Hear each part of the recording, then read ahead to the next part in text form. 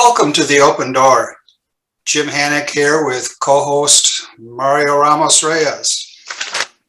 Today, we return to a discussion of the American Solidarity Party, our political home.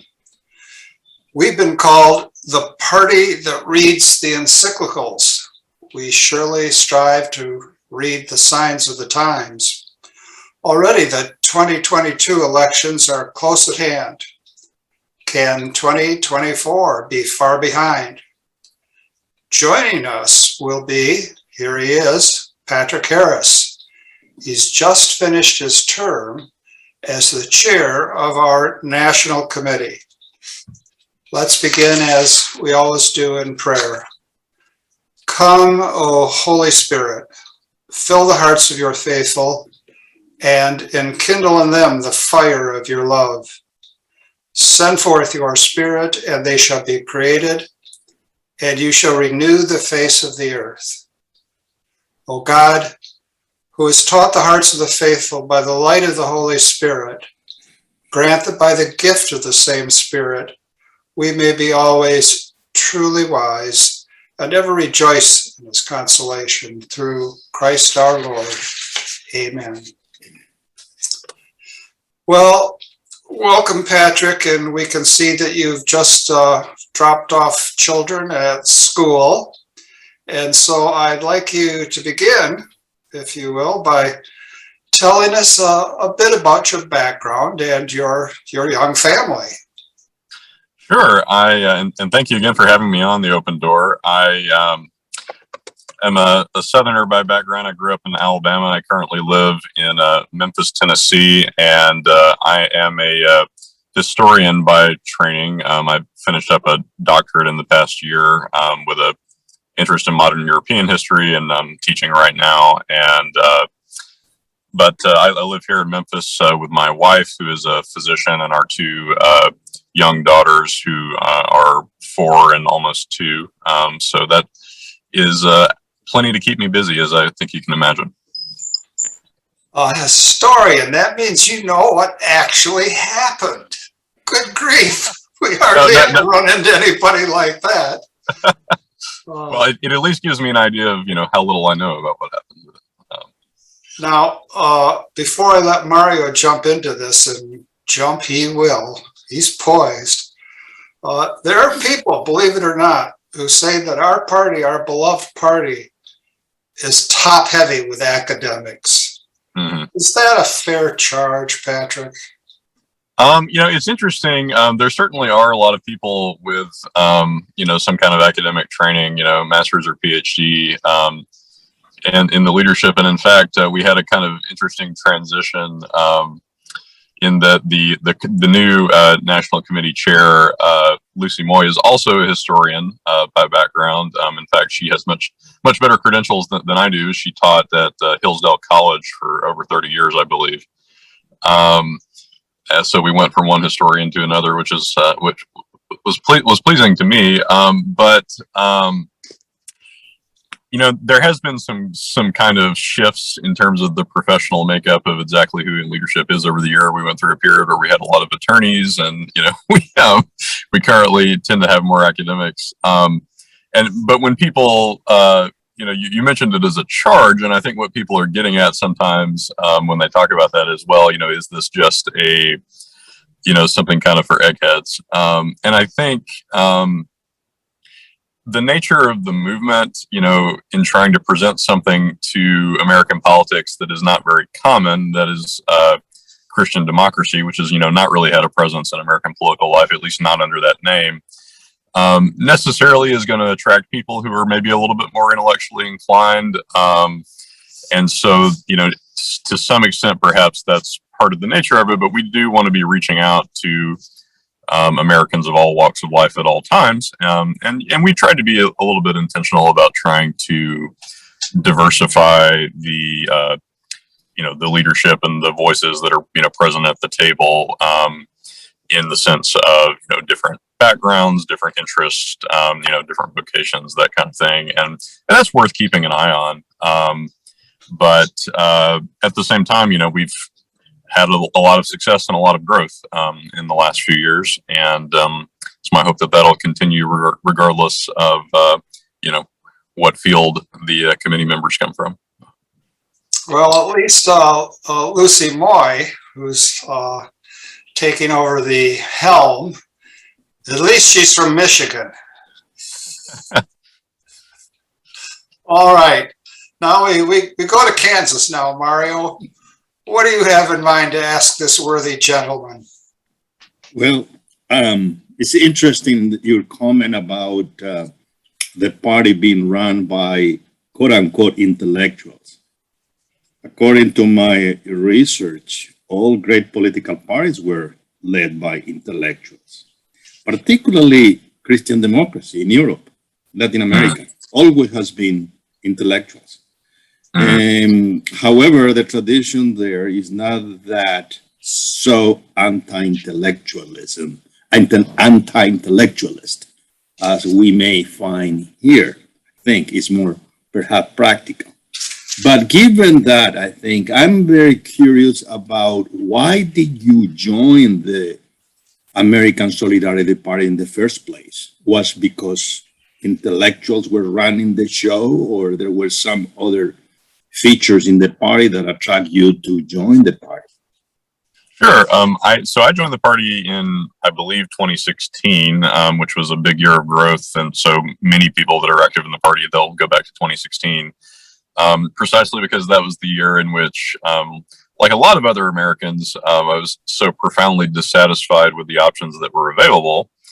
And, from the mainstream parties with, that was the Trump and Clinton election. And as I began to look around for some kind of alternative, I encountered the ASP platform. And again, like many other members, that's going to be for them, and it was for me, a moment of realization that, like, hey, this is a very different kind of political vision. I think this is something I can get behind. I didn't agree with all of it then.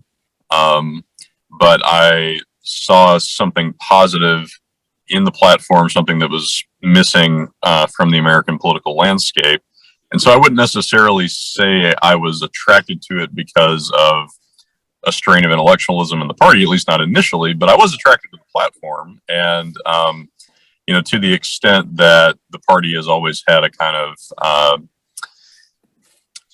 a strong intellectual strain to it, it's been beneficial in that it's able to articulate a very different kind of political vision in a clear and convincing and coherent way. And that's always been a strength for us. That's our biggest strength in the party, is that we have latched onto a very good idea that is very much underrepresented on the American political landscape. So the challenge is just getting it out to more people. And when we do that, inevitably, we grow. Because again, it's underrepresented. We found a good way of articulating it. And so, the practical challenge is reaching the vast majority of Americans that still don't know anything about it.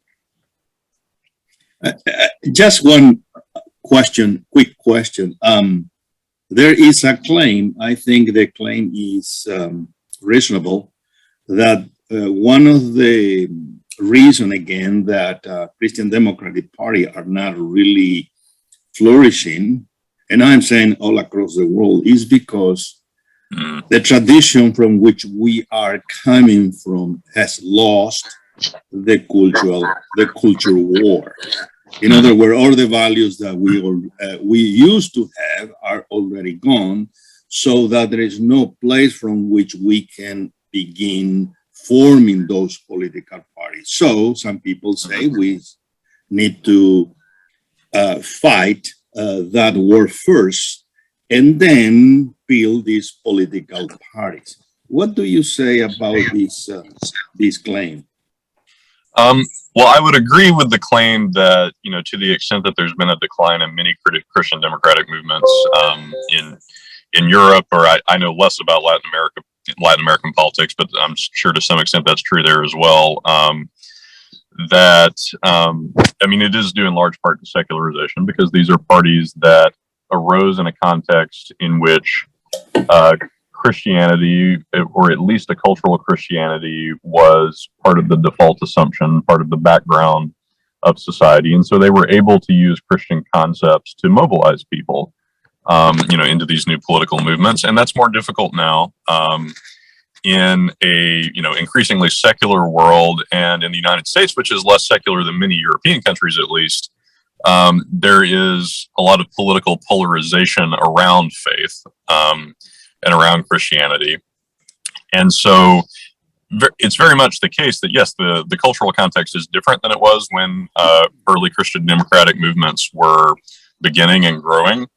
But I don't think that necessarily makes them less important or less vital, that set of ideas, precisely because, at least in the American context, because Christianity has become such a fault line in the culture war. This has been, not only has it been bad for the kind of politics we like to see, it's frankly been bad for Christianity. It's been bad for the church. To be constantly seen as a political football, to be seen as joined at the hip with, first with movement conservatism and now with Trumpism. And part of what we're doing, we have members of many different religious backgrounds, but for me, at least as a Christian, part of the value of what we're doing is to, show that Christian values can be applied to politics in a different way. And I think that is, one of the most important things that we can accomplish, is to, create space for talking about politics based on Christian values in a very different way. And I think that is entirely relevant, even in a more secular society, even in one in which you have this ongoing culture war. And, when it comes to culture war issues like abortion or marriage or so on, the Solidarity Party has a stance on those. So we're not going to back away from some of those hot button issues, but at the same time, we do want to show that it can be, we can enter the public sphere as Christians or as people of goodwill from any background, and approach those issues in a way that is going to be more, more coherent, more honest, less polarized than, what we've gotten used to. Thank you. How about your past year as chair of the National Committee? What were some of the ups and downs? What were some of the successes, and what are some of the challenges, to use an elastic word? Mm-hmm. Sure. So, I was chair for about a year and a half, starting last February, I believe. And, during that time, when I first, took on that job, we were kind of coming out of the election season. We were still kind of riding the winds of the 2020 presidential campaign, which is always a time where there's a lot of growth and a lot of excitement for us. And then as we get further away from that, we have other opportunities and other challenges. We've actually done pretty well by our standards in terms of the number of candidates we've been able to recruit. We had, for example, your own campaign in California, or your own two campaigns if you count the recall. And we've had a lot of other state and local candidates.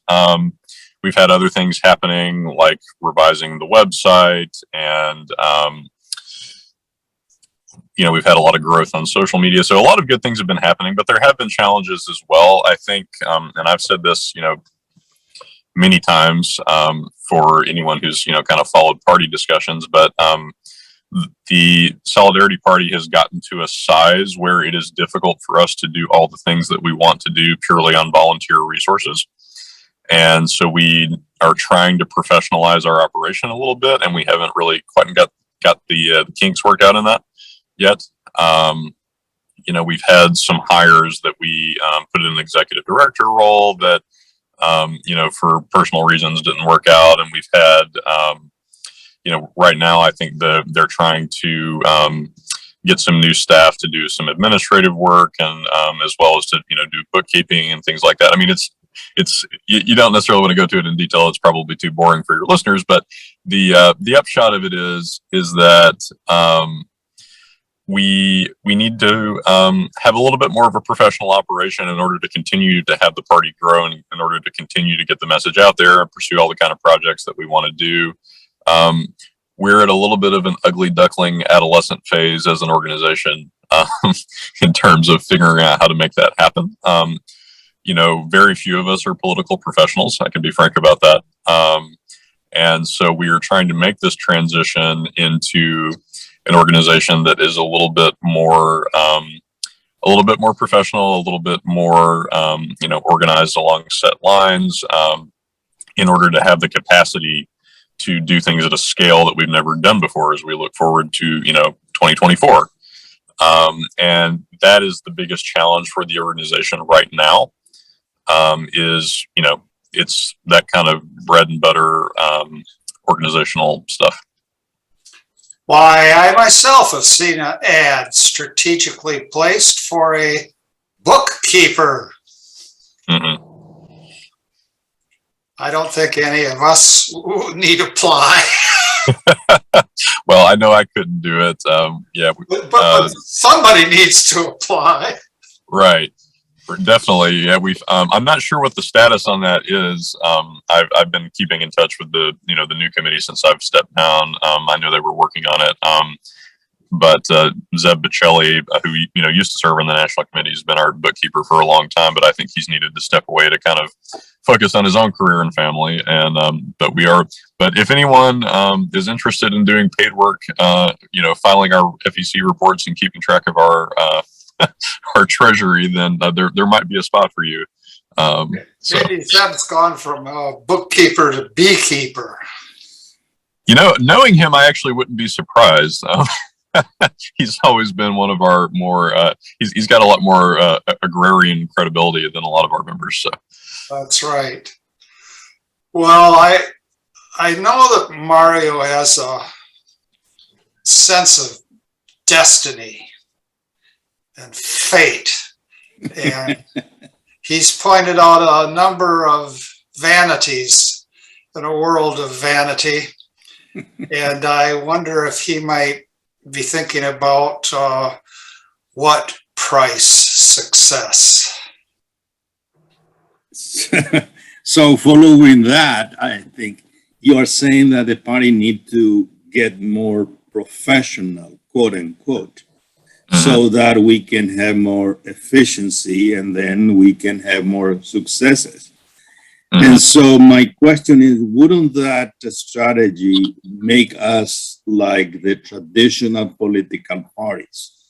And doing that, wouldn't that make us start losing our own identity and become another very utilitarian type of political party?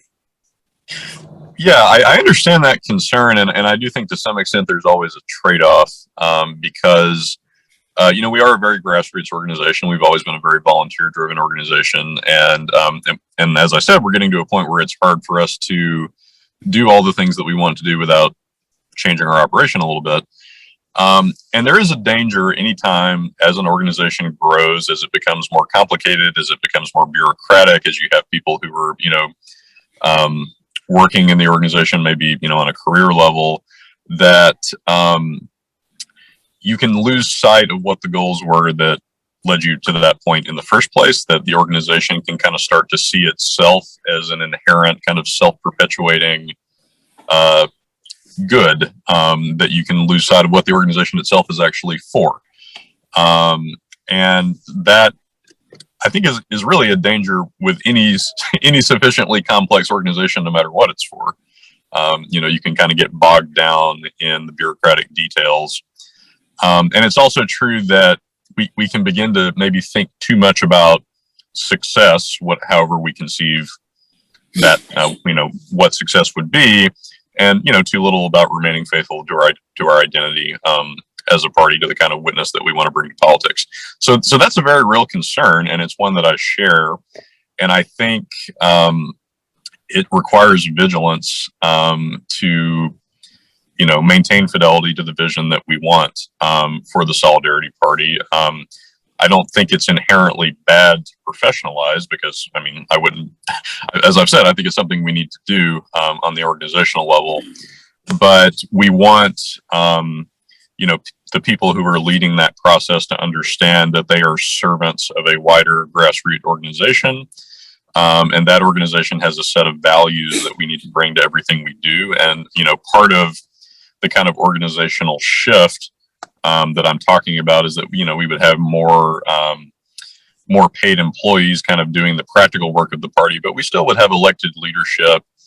And, part of their role would shift to be a little bit less of the day-to-day volunteers and a little bit more of oversight of the employees and the volunteers and so on, so that our committee members and our other leaders can help maintain fidelity to that grassroots vision. And so that's true with the national committee, who would have that oversight role. And there would also still be a really important role for our state chapters. We want stronger state chapters. And in fact, we want, even though I've talked about professionalizing, we want more volunteers, not fewer. And so, I'd like to see more kind of organic bottom-up engagement from the states. California, where James has been one of our strongest chapters in that respect, and I'd like to see that model replicated across the country. And so I do understand the concern about professionalization, but I don't just want to see growth in the kind of top-down bureaucracy of the party. We also want that kind of bottom-up growth. In fact, that's even more important. And as a party that believes in subsidiarity, that's always going to be a special concern for us. Not to be dismal, and I do share exactly the ideas that you've just expressed very well, but once upon a time there was something called the Jasmine Revolution, highlight of the Arab Spring, Tunisia, and I guess in the last couple of days Tunisians have voted more or less without corruption for a return to a one-man rule. And Tunisia had been seen as the real success story of the Arab Spring, but that success has come to an end, at least for the time being. Now, everything is what it is and not another thing, and that's one of the few statements that I make that Mario doesn't dispute. Everything is what it is and not another thing, but as a historian, I'm sure you're most aware of this dismal cycle. Mm-hmm. Yeah, I mean, I think I'll admit I'm not an expert on Tunisian or Arab politics, but there is it's very difficult to create a kind of sustainable, open political system, and the Arab world in particular has had a lot of difficulties with this, in the years since the Arab Spring, partially because the electoral alternative to dictatorship in most cases, not all cases, but in most cases has been Islamism, which brings its own set of concerns. And so often these kind of strongman figures have been able to credibly claim that they're the only ones able to maintain a kind of stability or any kind of modicum of an open society against that current. And it just shows that something that we sometimes take for granted in the West is there's a kind of necessary connection between democracy, that is between majoritarianism, between the ballot box, and liberty, or depending on what you mean by it, maybe liberalism is what people are often talking about. Is there isn't a necessary connection between those things. We often talk as if there is, but trying to square them is actually much more difficult than we sometimes assume. Well, I guess we could say the party, like the church, will always be in need of reform. Now, you had I thought, a very interesting interview with a party that shares a number of our goals, but I don't see it as connected with Christian democracy as such. And it's the Social Democrat Party in England. I wonder if you would tell us how we are like them, how we are unlike them, how you discovered them, how they discovered us. Yeah. So the SDP, the Social Democratic Party in the UK, it's a sort of recreation of an older party that was pretty successful in the 1970s and 1980s, and then it ended up, I believe, merging with what became the Liberal Democratic Party. And so the SDP is a sort of reboot of that former party that has grown a fair bit, I think, in the last 7 years or so, although it's still relatively marginal. I don't believe they have to speak in parliament or anything like that. They do have some elected local figures. But as the name implies, they see themselves as part of the wider social democratic tradition. So they're an offshoot of the British labor movement. So that gives you an idea. It's a different tradition than Christian democracy. But they have reached a certain political niche in the British landscape that is not entirely unlike what we're trying to do with the Solidarity Party in the United States. It is, you could say upper left quadrant, that is to say more culturally conservative and more, economically solidaristic, you might say, or, just economically left, if you want to use the quick and dirty language. And so in that sense, we do have a lot in common with the SDP. Now, if you get down to brass tacks of the platform, there are going to be a number of points. Patrick, we are losing your voice.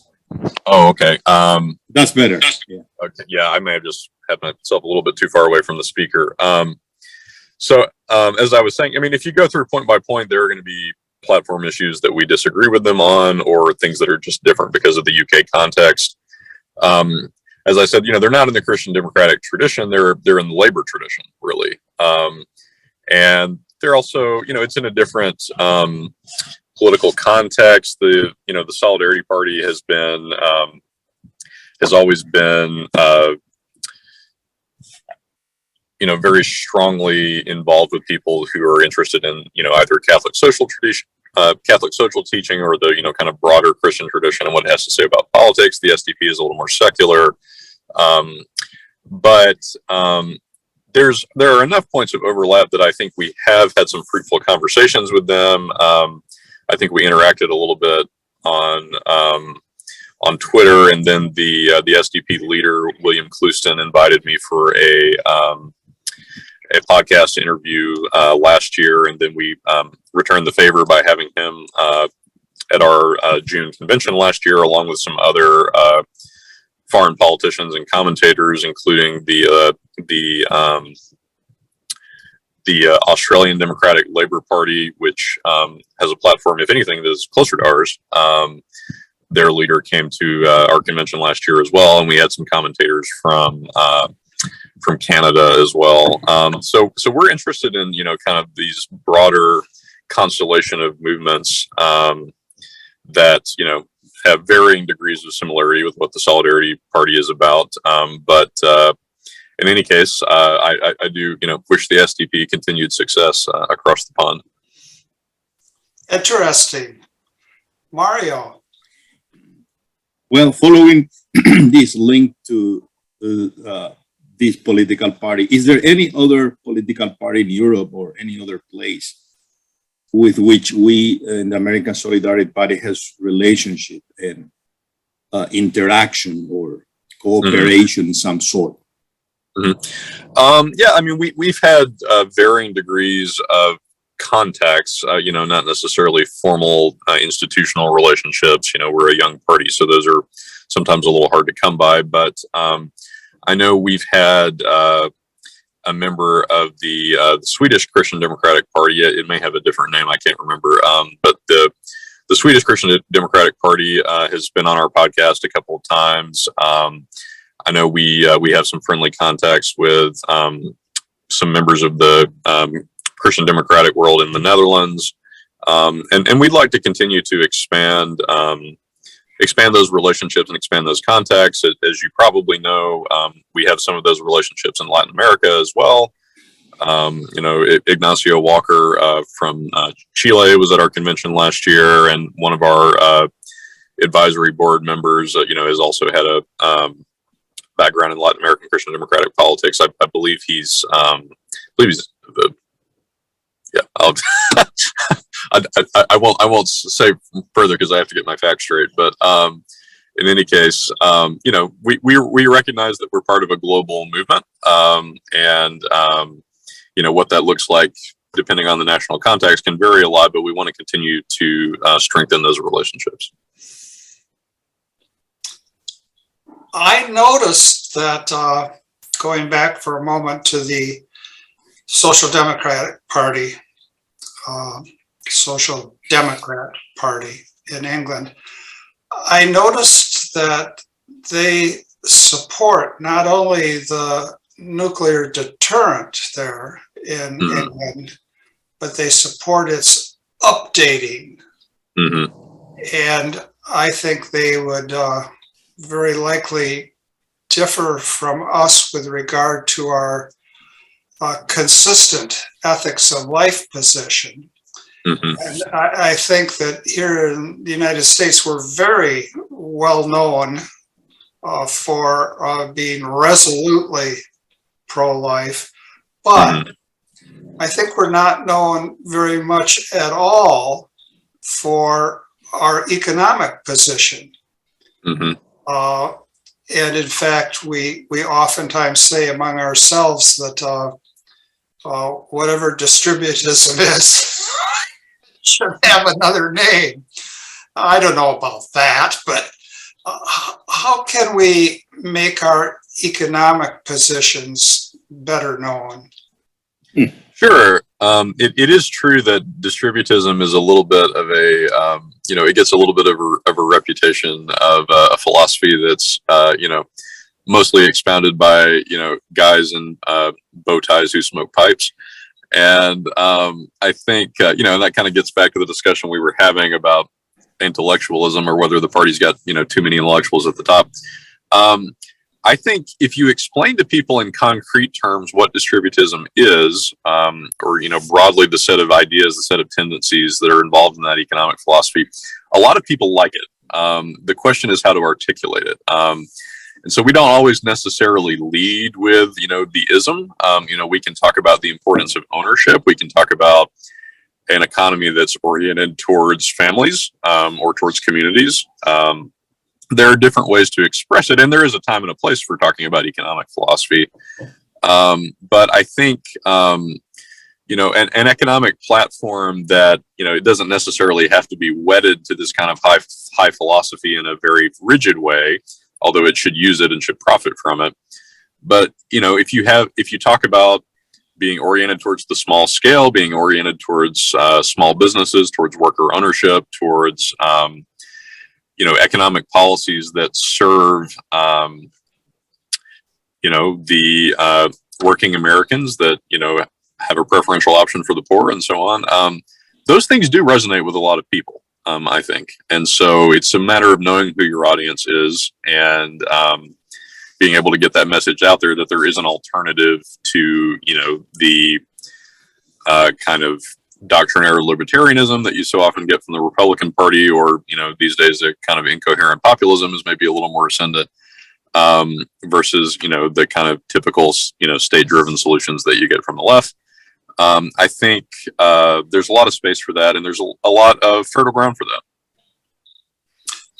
On the intellectual side of things, I was delighted to see the very positive comments that Alistair McIntyre has made about distributism as such.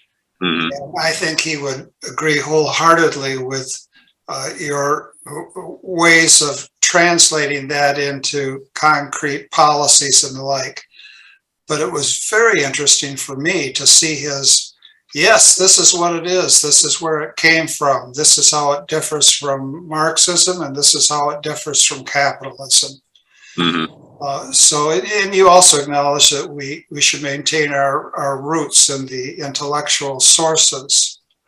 Mario, I wonder, you're just back from Paraguay. I just wonder how these economic issues could be expressed in a Latin American context. Well, I think, according to my observation, that using terms like distributism is talking about something very strange to Latin Americans in general, even for those who are part of the Christian democratic tradition, which are very few today. So I think one of the ways to go is just to explore the long tradition of Catholic social teaching about economics and how economics really works or should work, and what is the leading feature in economic policy, whether it's the state or is the people as such or the market. I think that is the challenge. Now, we emphasize in property rights, and we emphasize in going back to the original farm and all that. That may resonate in certain regions, not all of them. But my point is that we need to find a language which is modern or updated at the same time without forgetting the principles of distributism, without mentioning this sophisticated way of looking at 19th century, the debate between the distributives. I think this is not, according to my view, a way to go. We need to update according to what people are looking at today, the challenges that is posing. I think the greatest challenges for the new generation is being proposed by libertarians all across the board. And I think that we have a lot of work to do in that front. Perhaps we could look at specific family-friendly policies. I noted that Social Democrat Party in England is clear that it looks to economic questions from the perspective of the family. And now with Dobbs, there are any number of people saying, well, what are you going to do about? And what are you going to do to support pregnant women? And that will take us as well to family-friendly policies. Patrick, I wonder if there's some family-friendly policies, to use the phrase again, that you think are especially plausible and that we should be vocal about. Well, there absolutely are, and since we're thinking about distributism, there's a famous passage in Chesterton where he talks about he talks about seeing like a little redheaded poor girl, yes, right, and then he says, a girl like that must have beautiful hair, so her mother must brush it, so wonderful.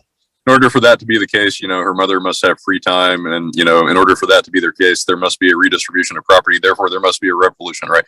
So he's saying, I'll set the world on fire with the red hair of this little girl in the street. Right? I've used that in classes. Yeah. Great. Go ahead. And so, and that's not a concrete policy, but I bring that up to say, this issue with abortion, right? Sometimes people say we talk about it too much, that we sound like we're a one-issue party or something like that, which we're not. But the issue with abortion is it's not just that it's a very powerful, very urgent moral issue, which it is, but it also is connected to the wider way that we organize our economy, the way that we organize our society. And so as you start to approach this issue of mothers and of children, who are in need. And, we're trying to work on the demand side issues of abortion now that the legal issue is back in play with the overturn of Roe v. Wade. The unborn child and the mother can kind of play that role that, the little redheaded girl plays in, Chesterton's passage, which is to say, if you are very serious about addressing this situation, both on the legal side, but also on the demand side in terms of material needs that families have, you will need to go far. You will need to go further than you think, certainly further than, Republicans or most of the, conventional pro-life movement has been talking about in the past. And so it can kind of serve as a fulcrum point for thinking about what it is to build a society and an economy that really values families, that really values children, that does seek to, uphold their human dignity at a policy level. And there are lots of different ways to approach that. And of course, there are, prudential considerations. So let's get down to brass tacks about that. We've actually seen some positive movement even within the mainstream duopoly about this, with the refundable child tax credit that has now unfortunately lapsed. But you saw some ideas about that, not just from the Democrats, but also from the Republicans. You're seeing a little bit of movement within the Republican Party towards being more willing to directly support families. And I think that's something we need to get behind. And it's something that as a third party, we're in a good position to push it, because we can, even if we're not in a position where we're, going to be running the country next week, we can put pressure on the conventional political world and say, look, you haven't earned our votes on this. And there are people out there who support these kind of policies. And this is one of the ways that third parties do find influence is, I would love for the Republican Party to steal our ideas on this, right? Or to move towards more of a solidarist position. That in itself is a kind of success. So, so the child tax credit is, it's a fairly simple, fairly technocratic approach, but that's a good start, right? Moving towards kind of direct support of families. And one of the things that we can do is, seek to push them further on this. So, one of the things that tends to show up in a lot of these proposals for kind of greater welfare provisions for families is they tend to have a child cap. That is to say, like it can only apply to a certain number of children before it stops providing any kind of assistance. From our perspective, I think that's a great negative and something that we should push against, right? So here's a specific policy point, I think that we could lean on, right? First of all, because when you create an active disincentive for families to have more children, that creates exactly the kind of, perverse structures that lead to more abortions. This has been a thing in welfare policy for decades now, right? You don't want to create disincentives for people to choose life. But also because, as a party, I think we, need to go forward with the assumption that children are good. So, they're the next generation. And at a time when, for a lot of reasons, populations in the Western world seem to be starting to crater, that, it's not in our interest to kind of discourage family formation or family expansion. So that's our, that's a very specific example of, talking about caps on, child tax credit, but that's a specific kind of wonky example of where we can be pressing from our, particular perspective as a family-oriented party.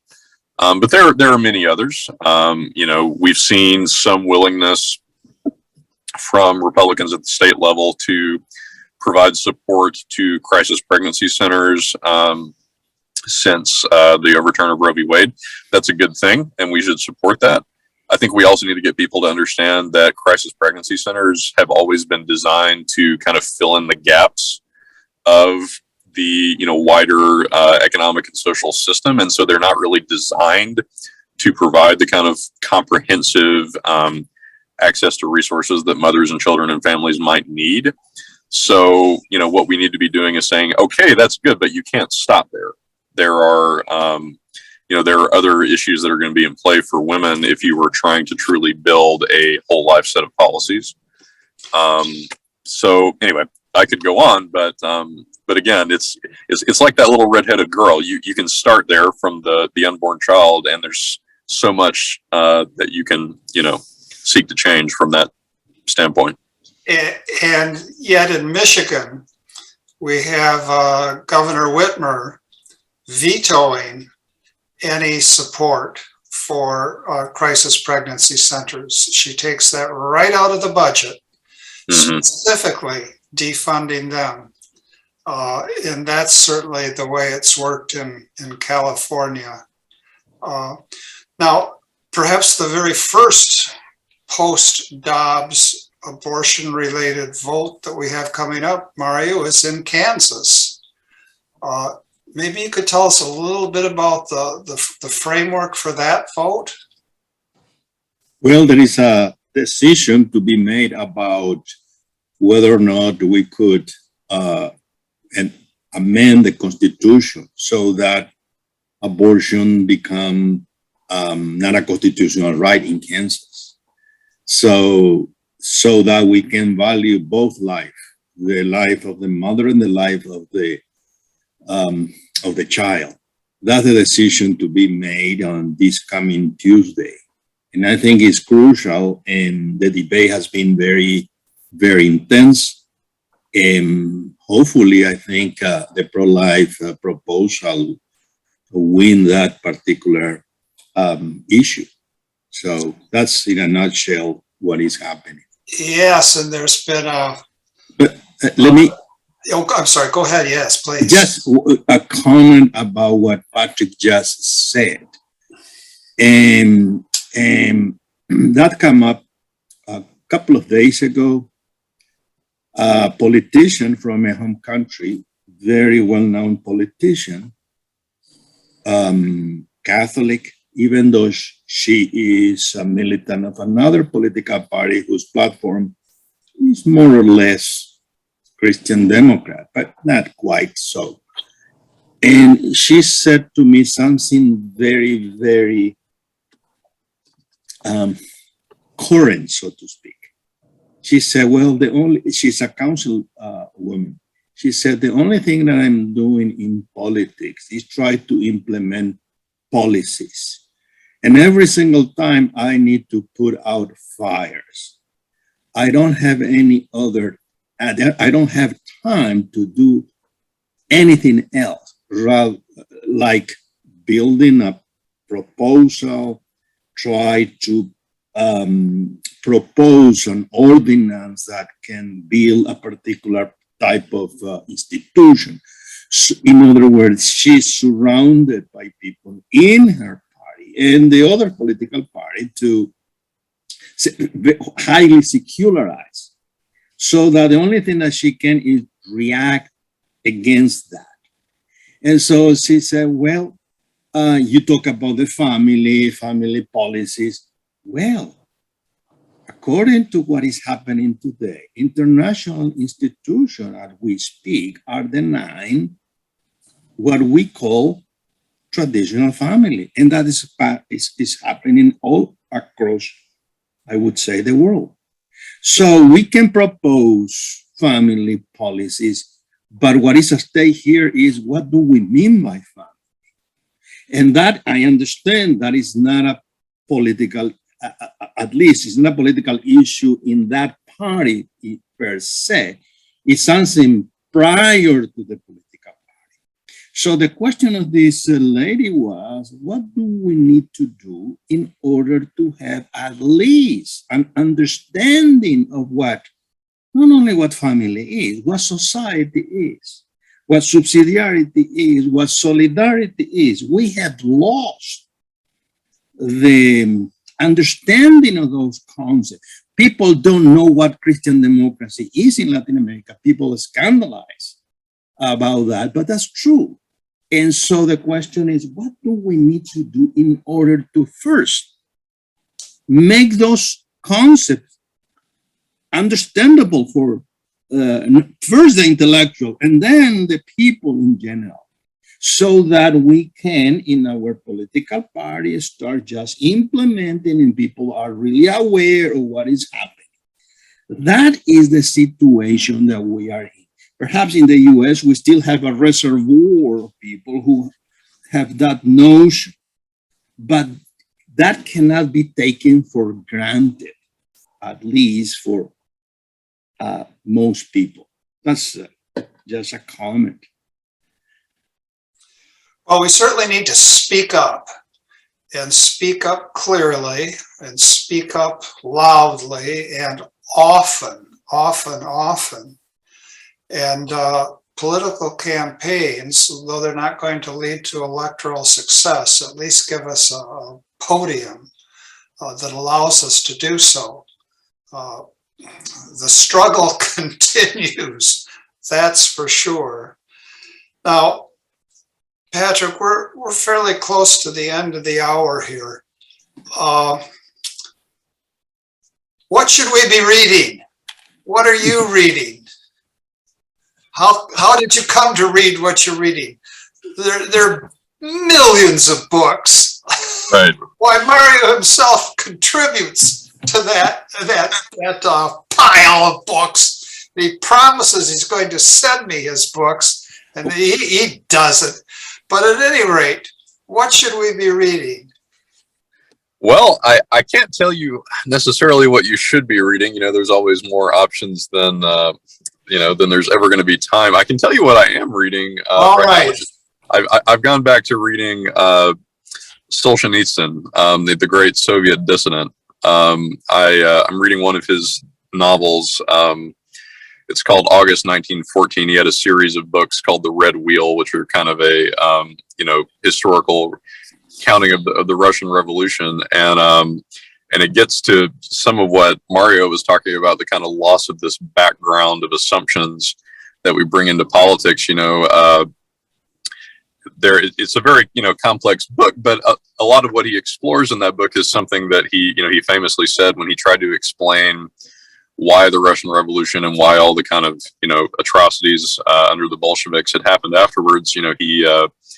He talked about hearing from the older people in his youth that they said, men have forgotten God. That's why all this has happened. And he said, I've looked through the history and through the philosophy, and I've come up with all these different explanations for why that happened, but I've never come up with any better explanation for why things happened the way they did, which is men have forgotten God. That's why all this has happened.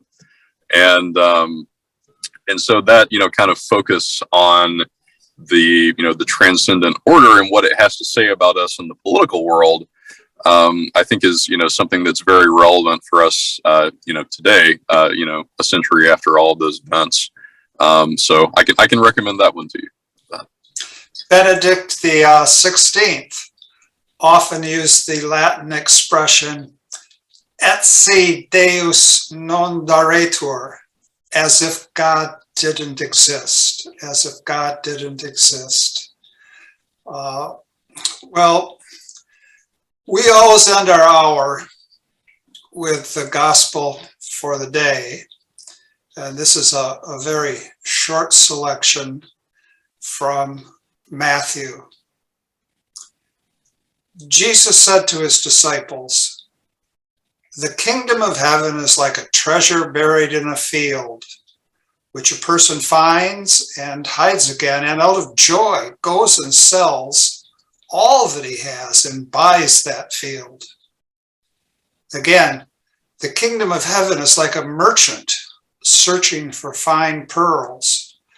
When he finds a pearl of great price, he goes and sells all that he has and buys it. Come, Lord Jesus, come. Thanks so much, Patrick, for joining us. Thank you very much. It's been a pleasure. You're on wheels, so keep them turning. Keep them turning. I will. Thank you very much to both of you. Godspeed. Thank you. Right. Good night. God bless. Good night.